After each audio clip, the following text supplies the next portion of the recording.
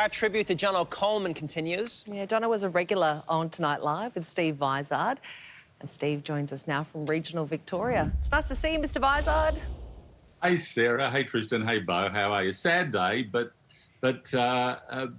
having said that, what a wonderful thing to say of a man that whenever you think of him, even after he's died, it brings a smile to your face. And that's Jono's legacy. It is beautiful. All right, Steve, how would you define his special brand of humour? I mean, what did Jono bring to the show? He was a jack of all trades. He was a hard worker, and he was always thinking. He was at heart a producer, because even when he was on air, he was thinking of what's an angle on this? How can I find a twist to this? We first met in about, I reckon, 1989, so many years ago now. He just started a show with Jono and Dano on Channel 7 in Sydney, and we were doing a news show called Fast Forward in Melbourne.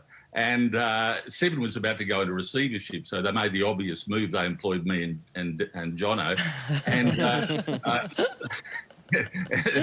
they got there really quickly after that. But he'd come down for an awards night with Dano, and because their show wasn't prime time and because our show Fast Forward hadn't yet been on air, we were at the very back table of the awards night. We were so far back from the stage, we were behind the kitchen. So our entire memory of that awards night was of them serving chicken and peppercorn sauce for the women, or eye-fillet steak for the men. And so we literally could not hear a word that was being said on the stage because the door was going backwards and forwards the whole time. So I got talking to Jono, and we actually ran our own conversation as to what was possibly being said on the stage. So we kind of subtitled it from the backstage, and we laughed the whole night. I'd met him before then, and my first impression of him was kind of like a ping pong ball sitting on top of a soccer ball. He was bigger in those days, but wearing black tie and always laughing. He didn't stop laughing. He was either cracking a joke, laughing at someone else, or thinking of something funny. He had that look in his eye that he was always about to say something funny or thinking of something mischievous. He was a one of a kind.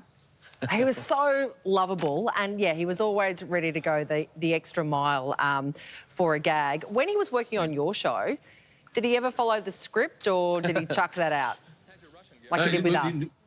Well, there was never a script to start with on our show, but he'd moved to. I started my own Tonight Show in 1990, and he'd just moved to the UK, and we needed someone in the UK.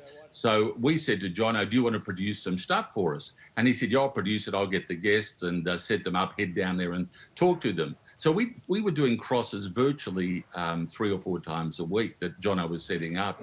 And I remember the first one was Michael Caine. So I did a big intro for Michael Caine, thinking I'm going to get Michael Caine. And up on the screen, Bob's Jono's face. He's managed to insert himself into my Michael Caine interview.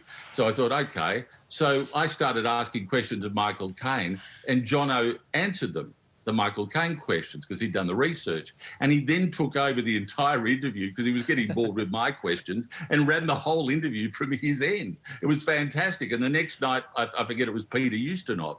I was a big fan of Sir Peter Ustinov. And I did this 40 introduction thinking I'd be talking to him. And Jono's head bops up to the other end, and again, he conducted the interview. So by the end of a year or two, it was like a tripartite interview with me, Jono and whoever conducting these interviews, and me barely getting a word into my own interviews.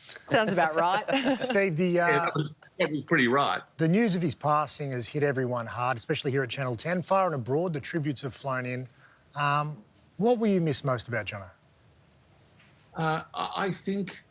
I think if you look at someone and as a measure of their life, the fact that someone can live a life and no one has a bad word to say about them, when you're gone, it brings a smile to your face. That's such an unusual thing. I mean, I often get asked by people, like, how do I get into the media? And if you look at, you could do a lot worse than look at Jono's entire career and, more importantly, his life. He had a huge work ethic. He was nimble of mind. If this wasn't working, he'd try something else. He was agile. Nothing was beyond him or indeed below him. He'd do anything if it was required, often at the same time. He was generous of spirit. He was beloved by audiences and his work colleagues alike. And he was always laughing. And that's my memory of him, a person that everyone loved. Yeah, brought so much joy to so many people. Steve Vizard, thanks for sharing some of your memories of our beautiful mate, Jono. We really appreciate it. You're sadly missed. Yeah. Thank you, Steve. Stay here.